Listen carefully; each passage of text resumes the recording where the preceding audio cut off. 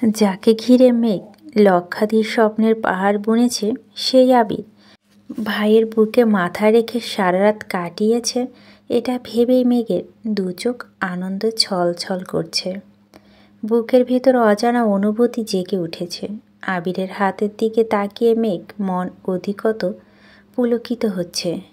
মেঘ আর চোখে নিরূপ দৃষ্টিতে আবিরে সুষুপ্ত দৃষ্টতা কিছুক্ষণ তাকিয়ে রইল। চোখ সরানো বা পলক ফেরার কথা বেমালন ভুলে গেল। অজান্তেই কাদম্বিনীর ঠোঁটে লেগে আছে ললিত হাসি। মেঘের স্বাভাবিক চেহারা মুহূর্তের মধ্যে লজ্জায় লাল হয়ে গেছে। ক্ষণে ক্ষণে আবিরের অভিমুখে চেয়ে থাকা শক্তি হারিয়ে ফেলছে।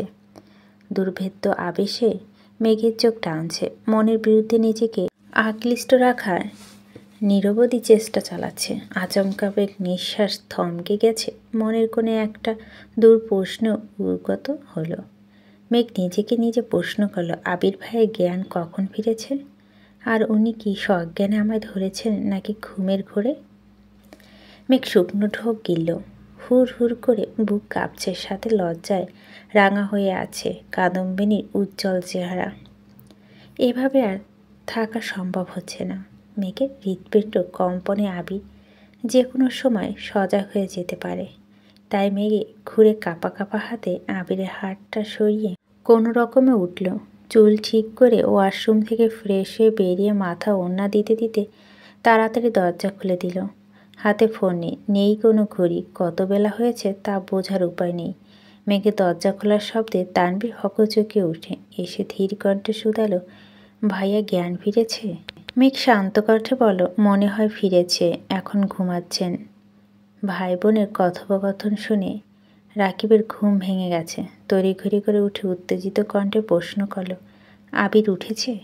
মেঘ এপাশ ওপাশ মাথা নেড়ে বলল, না। মেঘ সাইডে হয়ে দাঁড়াতেই আবির আর তানভীর রুমে ঢুকলো। ওদের হালকা পাতলা কথাতে আবিরের ঘুম ভেঙে গেছে। আবিরের চোখ পিট পিট করে একে অপর তানভীর, রাকিব আর মেঘের দিকে তাকালো। সম্পূর্ণ রুমে একবার চোখ বুলিয়ে আবির পুনরায় তানভীর আর রাকিবের দিকে তাকিয়েছে।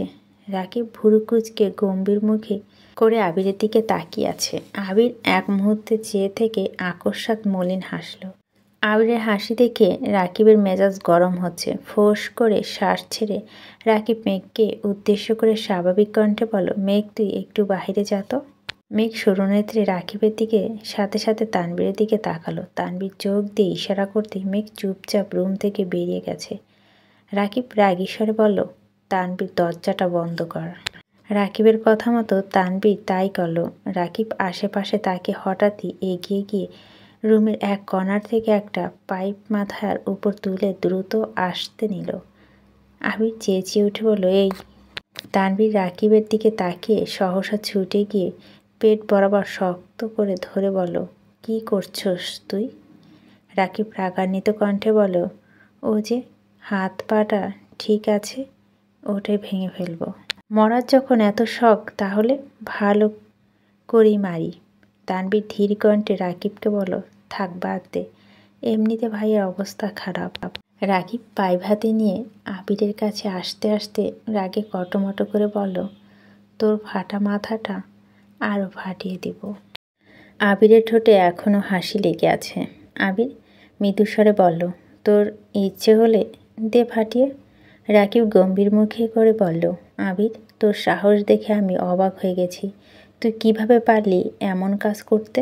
আবির ভুরু কুটিয়ে মুখ ফুলিয়ে বলল, আমি ইচ্ছে করে করেছি নাকি?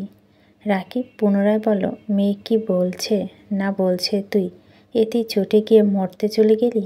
তুই কি ভাবছিলি তুই মরে গেলেই সব কিছুর সমাধান হয়ে যাবে? আমাদের আসা পর্যন্ত অপেক্ষা করতে পারতি তো। মেঘ বললেই হলো, প্রয়োজনে মেঘকে বিয়ের আসর থেকে উঠিয়ে এনে হলো তোর সাথে বিয়ে দিয়ে দিব।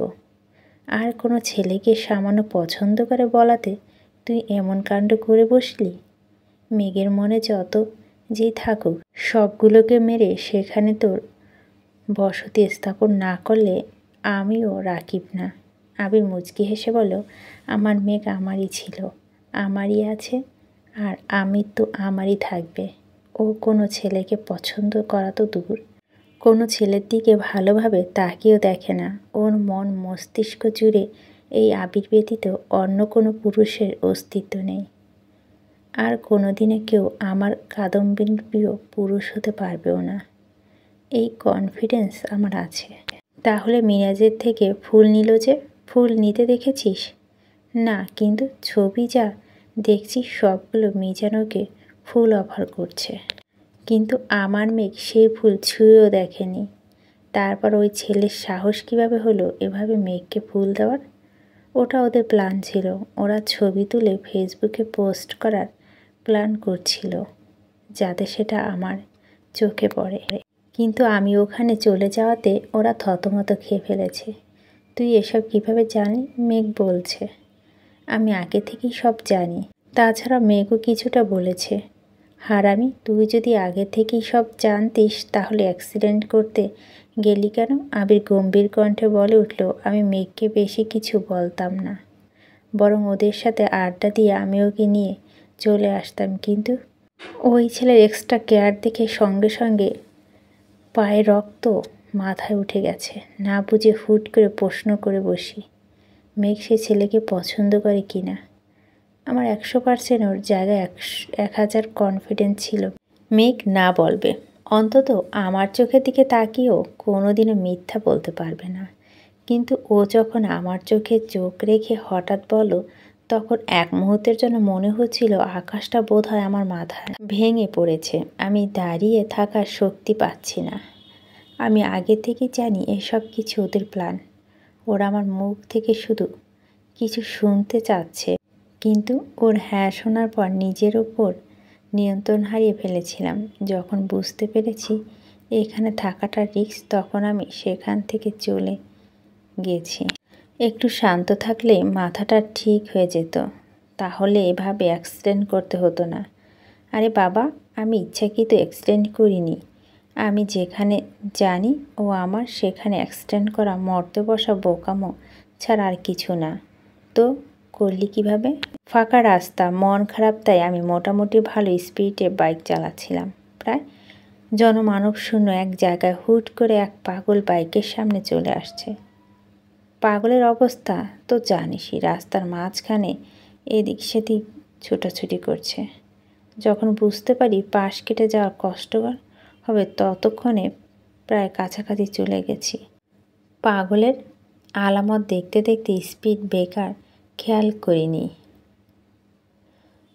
আচমকা ব্রেক করাতে স্পিড ব্রেকারে ধাক্কা লাগছে। এমনিতে মাথা ভর্তি দুশ্চিন্তা, ধাক্কা খাওয়ার বাইক কন্ট্রোল করার কথা ভুলে গেছিলাম। এরপর কি হয়েছে জানিস না? তানভীর তপ্ত স্বরে বলল, বড় আব্বু কাল বেশি কিছু বলেনি, আজকে তোমার খবর আছে। আবির মলিন হেসে হঠাৎ সূক্ষ্ম নেত্রে তানভীরের দিকে তাকিয়ে প্রশ্ন করল, তুই ওদের কিছু করিসনি তো? রাকিব হেসে বলল, বেশি কিছু করেনি, জাস্ট 2 দফায় হামলার উপর ঝাপসা আপ্যায়ন করেছে, তা আর কি। আবির সূক্ষ্ম দৃষ্টিতে তাকিয়ে পুনরায় শুধালো, রাকিব যা বলছে সত্যি? কি করছিস তুই? তানভীর চোখ নামিয়ে মৃদুস্বরে বলল, যা করা তাই করেছি। তোমার তাদের নিয়ে ভাবতে হবে না। এখন কোথায় আছে? আছে কোনো এক জায়গা। তুই বন্যার সামনে মেরেছিস? হ্যাঁ, তোরে আমি কি বুঝাইলাম তানভীর? আর তুই এটা কি করলি? আমি এত মেপে চলতে পারবো না ভাইয়া। ওটা পাবলিক প্লেস না হলে, আর রাকিব ভাইয়াও আমার না আটকালে গতকাল ওইখানে ওই ছেলেকে খুন করতাম। আবি শান্ত কণ্ঠে বলল, যুদ্ধ হয় সমানে সমানে, ওরা যতই লাফালাফি করুক না কেন, তো আমার কাছে ওরা এখন অনেক ছোট।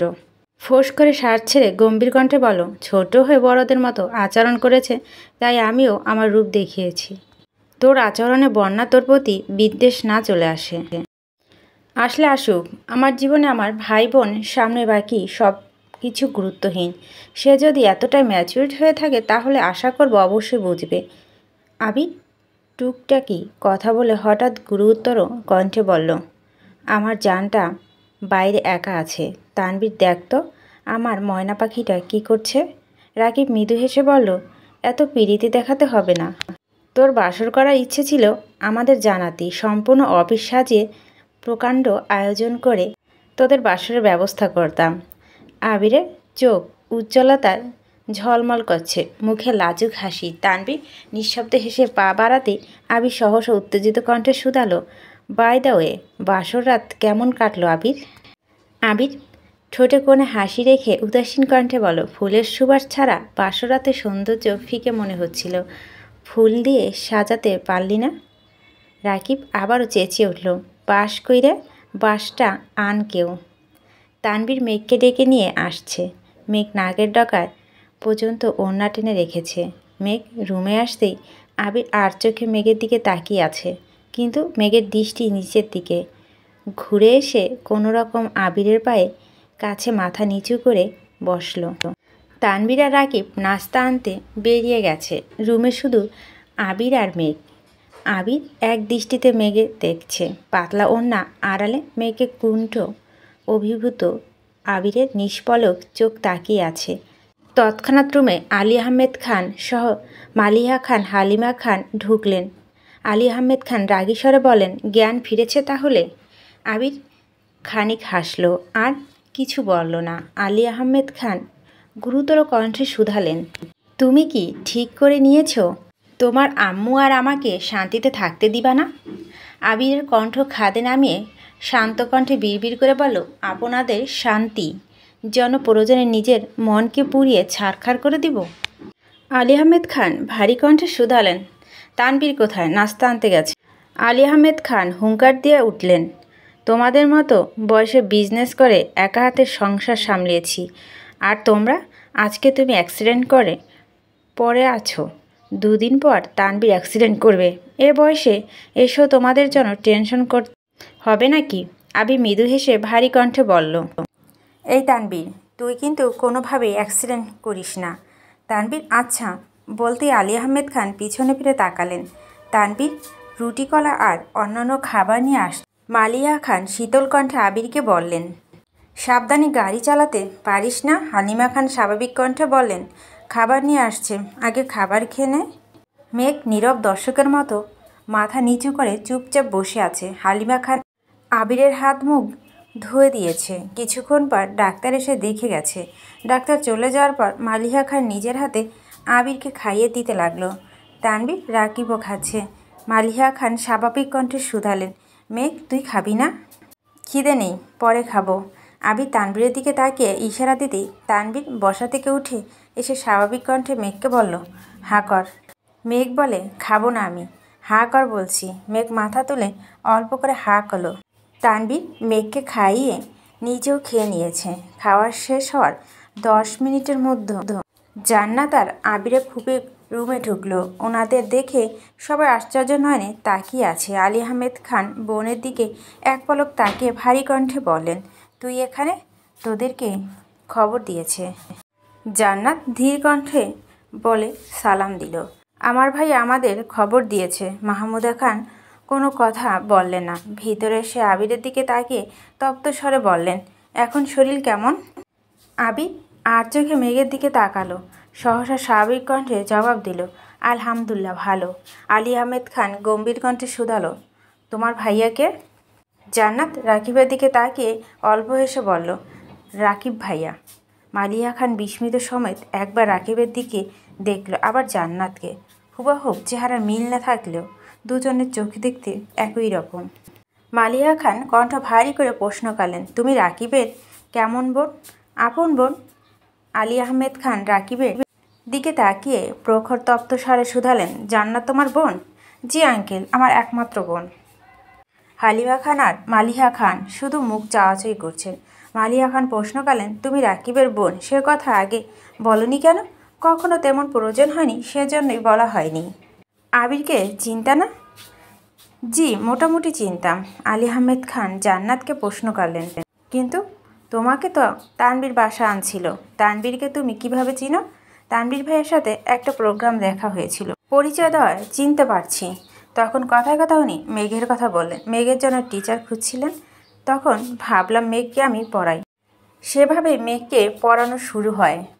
হালিমা খান, মালিয়া খান এবং আলী আহমেদ খান একের পর এক প্রশ্নে প্রতিউত্তরে জান্নাত প্রতিবারই বুদ্ধিমত্তার পরিচয় দিয়েছেন। কোনো প্রকার মিথ্যা আশ্রয় না নিয়ে ঘুরিয়ে ফিরে সাবলীল ভঙ্গিতে সকল উত্তর দিয়েছে। আলী আহমেদ খান অফিসে চলে যাবেন।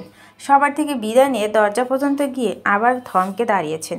মাহমুদা খানের দিকে তাকিয়ে ভারী কণ্ঠে বলেন, বাসা আসিস? জান্নাত আলী আহমেদ খানের দিকে তাকিয়ে আলী আহমেদ খান মৃদু হেসে বলল, তোমার শাশুড়িকে নিয়ে আমাদের বাসায় এসো। জি আচ্ছা।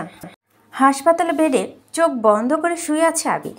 গতকাল অ্যাক্সিডেন্ট পর থেকে তানবীরের কাছে আবিরের ফোন ছিল। তানবীর আবিরের মাথার পাশে ফোনটা রেখে বেরিয়ে গেছে। রাকিবও চলে গেছে। বাসায় গিয়ে ফ্রেশ হয়ে অফিসের উদ্দেশ্যে রওনা দিয়েছে।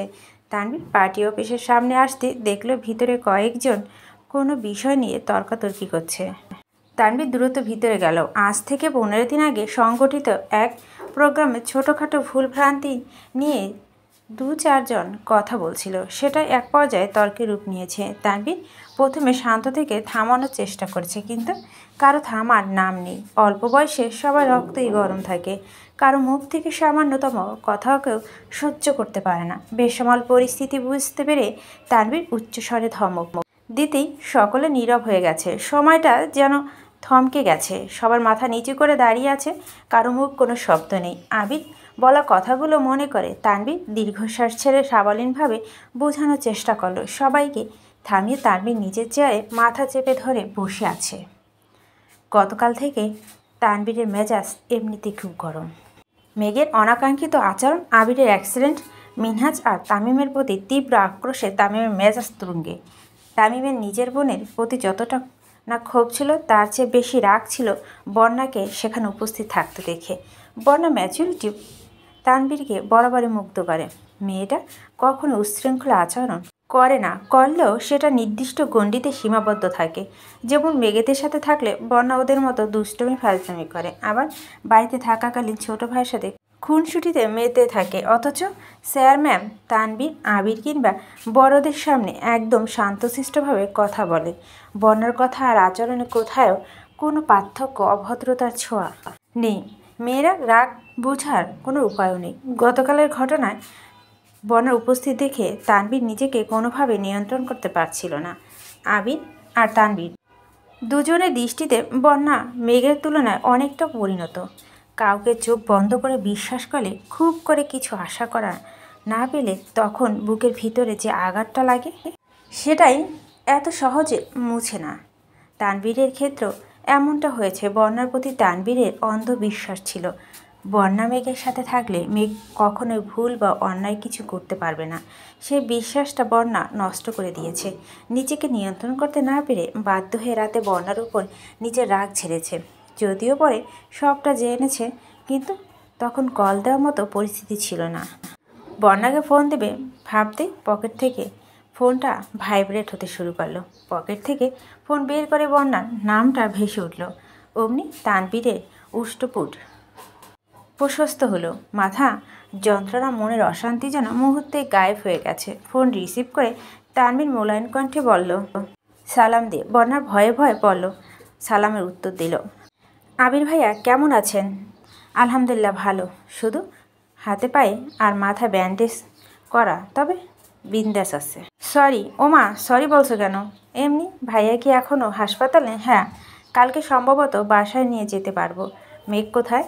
হাসপাতালে আছে। আপনি কোথায়? আমি পার্টি অফিসে আছি। তুমি কি করতেছো? ভার্সিটি আসছি। মেঘ কি আজ বাসা যাবে না? ও মনে হয় বাসায় ফোন রেখে আসছে, কথা বলতে পারছি না। আমি হাসপাতালে গিয়ে বুনুকে ফোন দিবনে, তখন কথা বলে নিও। আচ্ছা, আর একটা কথা জিজ্ঞেস করব?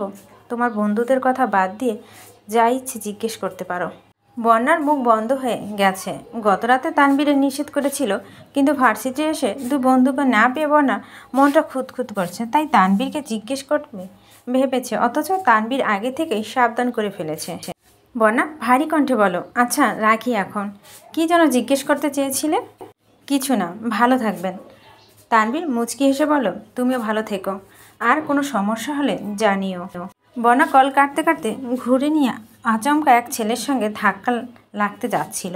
ছেলেটা দ্রুত সরে গিয়ে ভারী কণ্ঠে বলল, এই যে খুকি, কানা নাকি? দেখে চলতে পারো না? বন্যা ফোন কানে নিয়ে চোখ তুলে তাকালো। ছেলেটা বেশ ফর্সা, বর্ণার তুলনায় হাইট অনেকটা বেশি, চোখে সাদা গ্লাস, চুলগুলো গুছানো, পরনে শার্ট আর তার উপরে অ্যাপ্রন।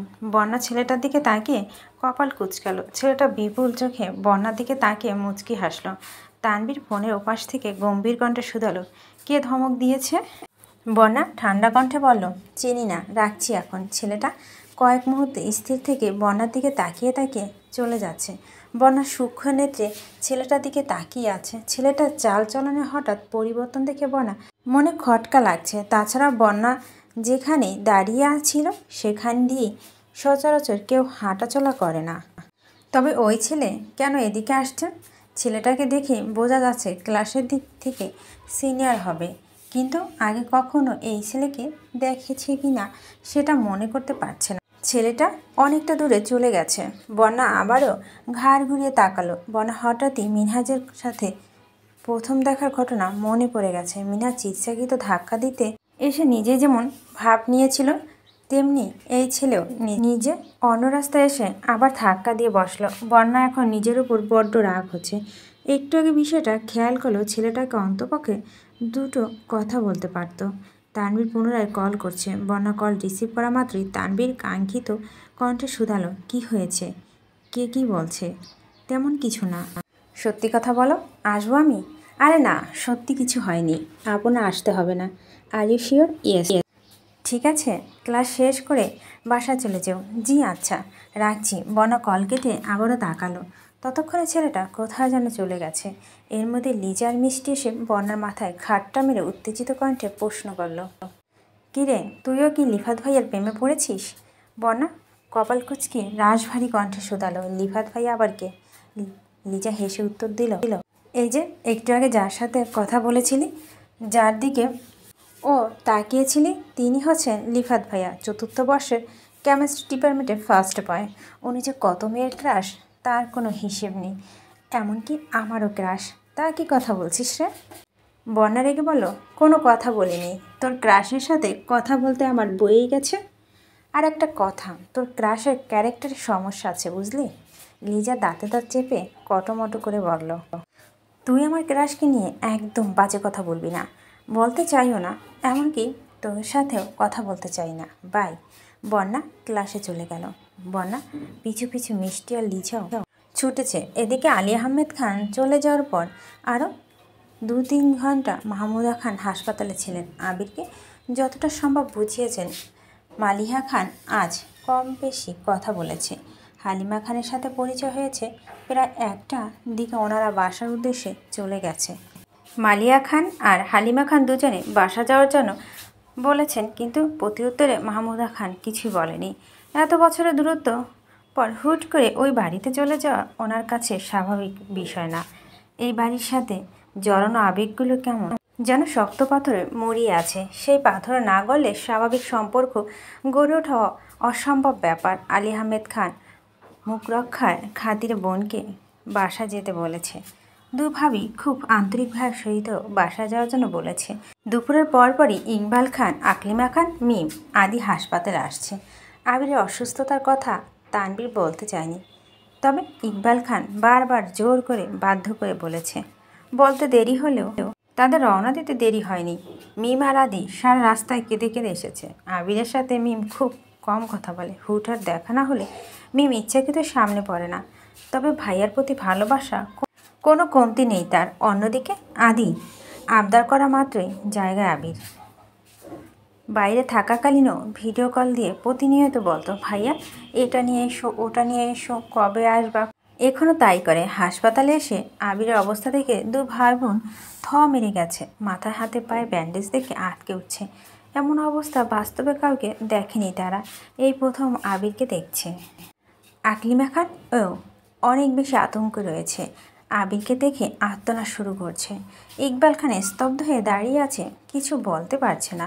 ওনার চোখে ভেসে ওঠে বহু বছর আগে আলী আহমেদ খানের অ্যাক্সিডেন্টের পর দৃশ্য। তখন আলী আহমেদ খান অ্যাক্সিডেন্ট করে প্রায় 6 মাস বিছানায় ছিলেন। একই রূপে নিজের ভাইপোকে কখনো দেখতে হবে, এটা ইকবাল খান কখনো কল্পনাও করেনি।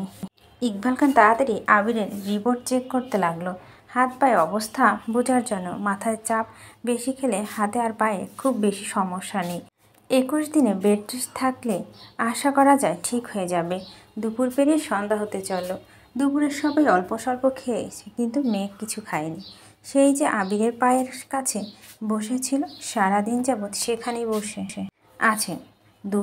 দু হাঁটু আঁকড়ে ধরে হাঁটুর উপর কাত হয়ে মাথা রেখে অমত্ত আঁখিতে আবিরের অভিমুখী চেয়ে আছে। নাক অব্দি ওড়না টানা, আঁখি যুগল স্থির, প্রয়োজনে বাইরে একবারে জন্য পলক ফেলে না।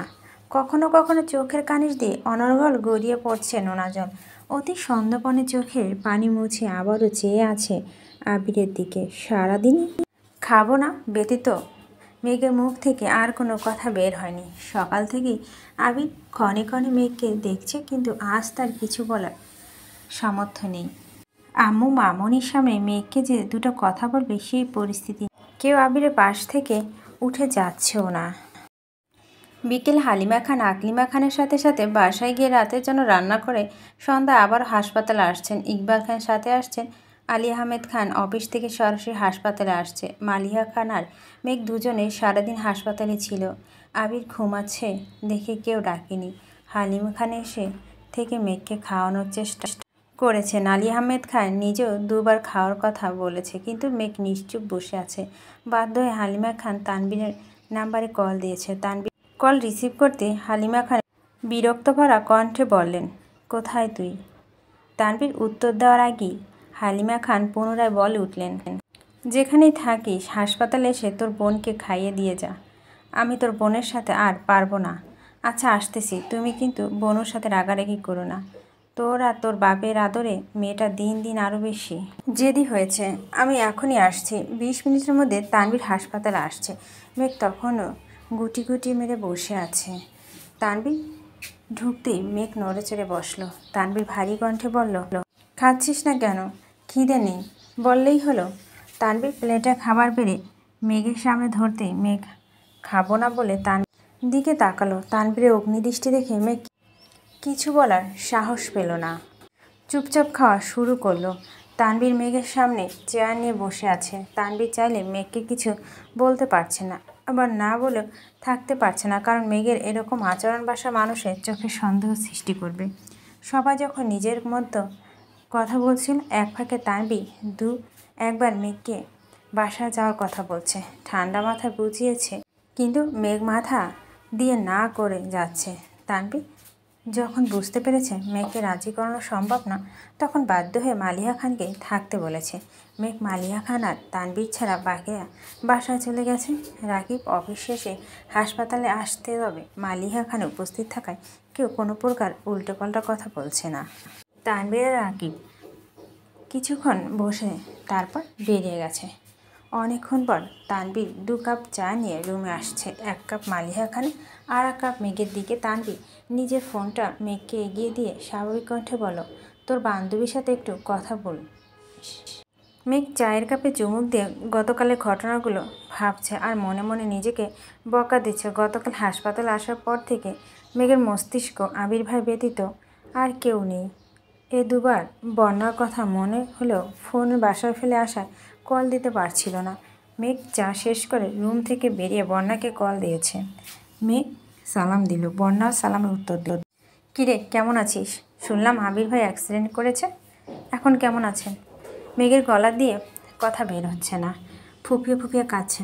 বন্যা শান্ত কণ্ঠে বলল, এই মেঘ কাঁদছিস কেন? মেঘ কাঁদতে কাঁদতে বলল, আজ আমার যেন আবির ভাইয়ের এই অবস্থা হয়েছে। আমি কেন এমন করলাম? আমি এত বোকা কেন? বন্যা মোলায়েম কণ্ঠে বলে উঠল, তুই বোকা না, তোর মনটা খুব অস্থির। থাক কাঁদিস না। ভাইয়া এখন কেমন আছে বল? ডাক্তার 21 দিনে বেড রেস্ট থাকতে বলেছে। 21 দিন পর আবার টেস্ট করলে বোঝা যাবে ঠিক হয়েছে কি না। কালকে নাকি বাসায় নিয়ে যাবে। হ্যাঁ, কিন্তু কি? উনি গতকাল থেকে আমার সাথে কোনো কথা বলছে না। হঠাৎ চোখে চোখ পড়লে সঙ্গে সঙ্গে চোখ সরিয়ে নেন। আমি কি করব এখন? ওনার রাগ করাটা অস্বাভাবিক কিছু না। এক ছেলের সাথে খেলছিস বলে ক্লাস 5-এ থাকাকালীন যে লোক তোর গালে থাপ্পড় মারতে পারে, সেখানে তুই এক ছেলেকে ভালোবাসিস বলার পর কিভাবে ভাবছিস পরিস্থিতি শান্ত থাকবে? উনি আমায় থাপ্পড় মারলেও আমি এতটা কষ্ট পেতাম না যতটা কষ্ট এখন হচ্ছে নিজের ওপর, আর মিনহাজের ওপর এত রাগ হচ্ছে। এখন অন্তপক্ষে শান্ত থাকিস প্লিজ, আর কোনো ভুল করিস না। তোর ভাই মিনহাজের যা করা করে ফেলেছে। মানে? গতকাল থেকে মিনহাজের কোনো খোঁজ নেই, ফোন বন্ধ, আজ ক্লাসও আসেনি। তোর ভাই বলেছে 3 দিন পর নাকি ওদের খোঁজ পাবে। আমাকে এই বিষয়ে কিছু জিজ্ঞেস করতে নিষেধ করেছে। কি বলছিস এসব? ঠিক বলছি, তুই ভুলেও এই প্রসঙ্গ কিছু বলিস না। গতকাল থেকে তোদের টেনশনে আমি ঘুমাতে পারছি না। মেঘ আর বন্যা প্রায় 30-40 মিনিট কথা বলার পর ফোন রেখে তানবীরকে ফোন দিয়ে আসছে। কোনো রকম রাত কাটিয়ে সকাল থেকে আবিরের বাসা নিয়ে যাওয়া তোড়জোড় লেগেছে। ডাক্তার চেক আপ করে রিলিজ দেওয়া মাত্রই বাসার উদ্দেশ্যে রওনা দিয়েছে। এই অবস্থায় সিঁড়ি দিয়ে ওঠানামা করতে সমস্যা হয়ে বিদায় আবিরের জন্য নিচে একটা গেস্ট রুম গোছানো হয়েছে। আপাতত কিছুদিন এখানে থাকবে, পা ঠিক হলে উপরে চলে যাবে। মেঘ নিজের রুমে চলে গেছে। আবিরের দিকে যতটা তাকায় ততটাই মেঘের নিজের প্রতি ঘৃণা হয়। মেঘ বাসায় ফিরে সেই যে রুমে ঢুকে সন্ধ্যার পর হয়ে গেছে, অথচ মেঘ একবারও যেন নিচে আসে না। আদি 2-3 বার দরজা পর্যন্ত এগিয়ে মেঘকে ডেকে এসেছে, কিন্তু মেঘে আসছে না। বাধ্য হয়ে মিম মেঘের রুমে গেল। দরজার সামনে থেকে আপু বলে ডাকতে ডাকতে ভিতরে ঢুকলো। মেঘ টেবিলের ওপর 2 হাতে মাথা থেকে বসে আছে, চুল এলোমেলো থাকার কারণে মেঘ মুখের দেখার অবস্থা নেই। মিম কাছে এসে ডাকলো, আপু। মিম কয়েক মুহূর্ত পর বুঝতে পারলো মেঘ ফুপাচ্ছে। মিম যথাসাধ্য মেঘের চুলগুলো ঠিক করতে করতে মলিন স্বরে বলল, আপু তোমার কি হয়েছে? কাঁদছো কেন? মেঘের কান্নার তীব্রতা বাড়ছে, আরও বেশি ফুপাচ্ছে। মিম আতঙ্কিত কণ্ঠে মেঘকে ডাকতে লাগলো। মেঘ অনেকক্ষণ পর মুখ তুলে তাকালো। কান্নার তোপে মেঘের মুখ লাল টকটকে হয়ে গেছে, চোখ বেয়ে অনর্গল পানি পড়েছে। বাধাহীন এই জলের ধারার কোনো অন্ত নেই। মিম অবুঝ মেয়ের মতো চেয়ে আছে, প্রশ্ন করার ভাষা হারিয়ে ফেলেছে। মেয়ে আচমকা মিমকে জড়িয়ে ধরে হাউমাউ করে কাঁদতে লাগলো। মিমের মন ব্যাকুল হয়ে গেছে। অনেকক্ষণ পর মৃদুস্বরে শুধালো, আপু কাঁদছো কেন? কি হয়েছে তোমার? প্লিজ বলো আমাকে। মেঘ কাঁদতে কাঁদতে বলা শুরু করলো, আমি আবির ভাইকে অনেক ভালোবাসি, আমার নিজের থেকেও বেশি ভালোবাসি। ওনার অস্তিত্ব ব্যতীত আমি আমার সত্তা কল্পনা করতে পারি না। আমার সামান্য ভুলের কারণে আজ আবির ভাইয়ের এই অবস্থা। আমি নিজেকে ক্ষমা করতে পারবো না রে। বিস্ময়ে মিমের চোখ 3 গুণ বড় হয়ে গেছে। মিম আশ্চর্যিত নয়নে তাকিয়ে ব্যস্ত কণ্ঠে বলো, তুমি আবির ভাইকে ভালোবাসো? কবে থেকে? দেশে আসার পর থেকে। মিম আর্তনা করে উঠল, তুমি আমাকে এতদিনে বলতেছ? মেঘ কাঁদতে কাঁদতে বলো, আমি এখন কি করব? ওনার সামনে যাওয়ার সাহস পাচ্ছি না। কেন, তুমি কি ভাইয়ার মাথা ফাটাইছো নাকি? আমার জন্য উনি অ্যাক্সিডেন্ট করলেন। হ্যাঁ বলছে তোমায়, ভাইয়ার কপালে অ্যাক্সিডেন্ট লেখা ছিল, তাই করেছে। চলো তো। না আমি যাব না। মিম 2 হাতে মেঘের চোখের পানি মুছে শক্ত কণ্ঠে বলো, চলো আমার সঙ্গে, আমিও একটু দেখি ভাইয়া তোমার সাথে কেমন মানায়। মেঘ সিক্ত আঁকিতে তাকিয়ে মলিন হাসলো। মিম টানতে টানতে মেঘকে নিয়ে যাচ্ছে। মিমের টানার কারণে মেঘ আধখোলা চুল সম্পূর্ণ খুলে গেল। আদুরের রূপ কেমন যেন ফ্যাকাশে দেখা যাচ্ছে। মিম মেঘের হাত ধরে টানতে টানতে সিঁড়িতে এসে চিন্তিত কণ্ঠে বলল, আপু একটা প্রশ্ন করি? মেঘ স্বাভাবিক কণ্ঠে বলল, কি? তোমার আর আবির ভাইয়ের বিয়ে হলে আমি তোমাকে কি বলে ডাকবো? আর আবির ভাইয়াকে বা কি?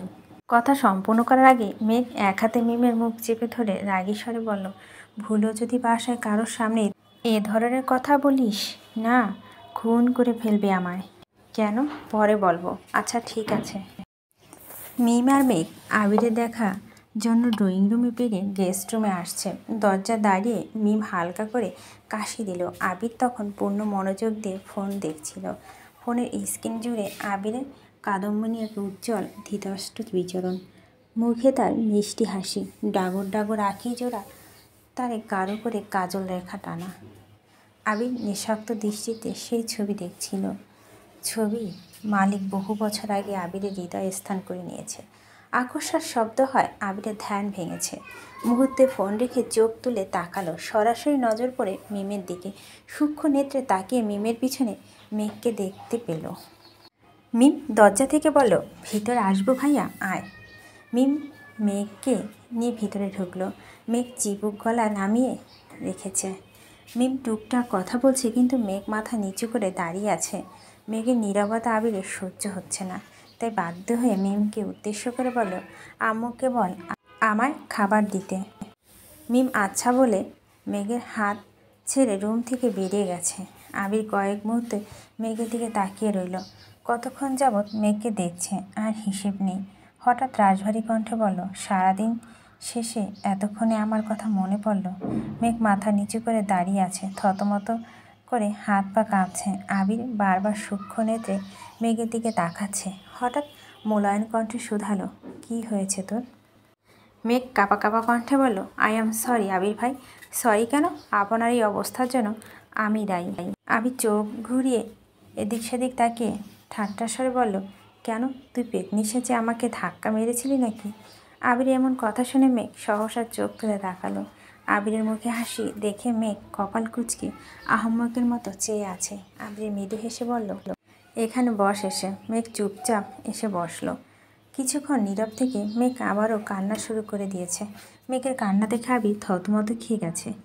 তরি ঘড়ি করে বলল, এই আর কত কাঁদবি? দুদিন যাবৎ কেঁদেই যাচ্ছিস, এবার অন্তত থাম প্লিজ। মেঘ কান্না থামার কোনো লক্ষণ না দেখে আবির গম্ভীর কণ্ঠে বলে উঠল, এভাবে কেঁদে কি প্রমাণ করতে চাস? মানে আমি তোকে মারি, তোকে কাঁদার এসব প্রমাণ করতে চাস? না, তাহলে এভাবে কাঁদছিস কেন? আমি কি মরে গেছি? মেঘ সঙ্গে সঙ্গে আবিরের মুখ চেপে ধরে হুঙ্কার দিয়ে উঠে বলল, আপনার সাবধান করে দিচ্ছি, মরার কথা কখনো মুখে নেবেন না। আবির আলতোভাবে মুখে রাখা মেঘের হাতের ওপর হাত রেখে হাতটা কিছুটা সরিয়ে ঠোঁটে হাসি রেখে বলল, আরে তুই যেভাবে কাঁদছিস সে বেলায়। মেঘ কাঁদতে কাঁদতে আবারও বলতে শুরু করলো, আমি ভুল করেছি, আমার মাফ করে দেন প্লিজ। আমি আর কখনো এমন কাজ করব না। মিনহাজের সঙ্গে আর কখনো কথা বলবো না, কারোর সাথে মিশবো না। আমি রাগান্বিত কণ্ঠে বলল, ভুল তুই না, বরং আমি করেছি। আমার সেই দিন বড় ভাইয়ের দায়িত্ব পালন করা উচিত ছিল। মেঘ চিৎকার করে উঠল, মানে আমার উচিত ছিল সামনে দাঁড়িয়ে মিনহাজের প্রপোজ করার স্টাইলটা দেখা, তাতে সাপোর্ট করা। আমার আসলে ওইভাবে রিয়াক্ট করা ঠিক হয়নি, সরি। আমি সুস্থ হলে তাকে বলিস আবার তোকে প্রপোজ করতে। জীবনও না, আমি আর কথা বলবো না। আর আপনি প্লিজ আজে বাজে কথা বলবেন না। আজে বাজে কথা কি বললাম? কিছু না। এমন সময় মিন খাবার নিয়ে ভিতরে ঢুকলো। আবিরের হাতে মেঘের হাত দেখে মিম জোরে গলা খাকিয়ে দিল, আমি কি আসতে পারি? আবির তড়িঘড়ি করে মেঘের হাতে ছেড়ে দিল। মেঘও কিছুটা নড়ে চড়ে বসলো। মিম খাবার টেবিল রেখে যেতে যেতে ঠাট্টা স্বরে বলল, আমি এখন চলে যাচ্ছি, পরে আসবো কিন্তু। মেঘ টেবিল থেকে প্লেট নিয়ে আবিরের দিকে এগিয়ে ধরল। খাইয়ে দিবে নাকি? আবির ভাই নিজে নিজে খেতে পারবে, এই নিয়ে কনফিউশনে পড়ে গেছে। আবির ভুরু কুঁচকে ভারী কণ্ঠে বলল, খাইয়ে দে। মেঘ ঢোক গিলে উষ্ণ স্বরে শুধালো, আমি খাইয়ে দেব? আশেপাশে কি আমার বউকে দেখতে পাচ্ছিস? পেলে আমার বউকে প্লেটটা দে, সেই না হয় খাইয়ে দেবে। মেঘ ফোঁস করে শ্বাস ছেড়ে রাগী স্বরে বলল, হয়েছে, বউকে খুঁজতে পারবো না। সারাদিন বউ বউ পালে আমি বড় আব্বু কাছে বিচার দেব। কি বিচার দিবি? বল, আপনি পাগল হয়ে গেছেন বলিস? আমিও বলবো। কি বলবেন? তোকে যে রাস্তাঘাটের মানুষ প্রপোজ করে বেড়ায় সেটাই বলবো। আমাকে প্রপোজ করেনি, আর যদি করে তাতে আপনার কি? আপনার মতো তো না। আপনি যে গোপনে বউ বাচ্চা রেখেছেন, তার মানে আমার বউ বাচ্চা আছে, এটা তুই মেনে নিচ্ছিস? না, জীবনও মানব না। আবির হেসে বলল, এখন কি খাওয়াবেন? মেঘ আবিরকে মুখে তুলে খাইয়ে দিচ্ছে। ফাঁকে ফাঁকে আবির ফুপির বিষয় নিয়ে টুকিটাকি কথা বলছে। এখন বাসায় আনলে ঠিক হবে কি না, কীভাবে আনবে সেসব বিষয়ে কথা বলছে। মেঘের খাওয়া শেষে চলে যেতে নিলে মিম আবারও ছুটে আসে। মিটিমিটি হেসে বলল, এত তাড়াতাড়ি খাওয়ানো শেষ? মেঘ মিমের মাথা গাঁটটা মেরে রাগী স্বরে বলল, রুমে চল, তোর ঠোঁট দুটো সেলাই করতে হবে। মিম হেসে আবিরের উদ্দেশ্য করে বলল, ভাইয়া এখন ঘুমাও তুমি, আমরা চলে যাচ্ছি। মেঘ যাওয়ার কিছুক্ষণ পর আলী আহমেদ খান তানভীরকে দেখতে রুমে আসে, সাথে মালিয়া খানও এসেছে। আবির আলী আহমেদ খানকে উদ্দেশ্য করে বলল, আব্বু একটা কথা বলবো। বলো। আপনি কি ফুপিকে বাসায় আনতে চাচ্ছেন? আমি আসতে বলেছি, তার ইচ্ছে হলে আসবে। এভাবে বললে ফুপি কোনোদিনও আসবে না। ভুলে যাবেন না উনি আপনারই বোন। আপনি যদি সত্যি চান ফুপি বাসায় আসুক তাহলে ফোন দিয়ে ভালোভাবে দাওয়াত দেন, ফুপিদের বাসায় সবাইকে নিয়ে আসতে বলুন। আর যদি না চান তাহলে ভবিষ্যতে মুখ রক্ষাতে কখনো দাওয়াত দিবেন না প্লিজ।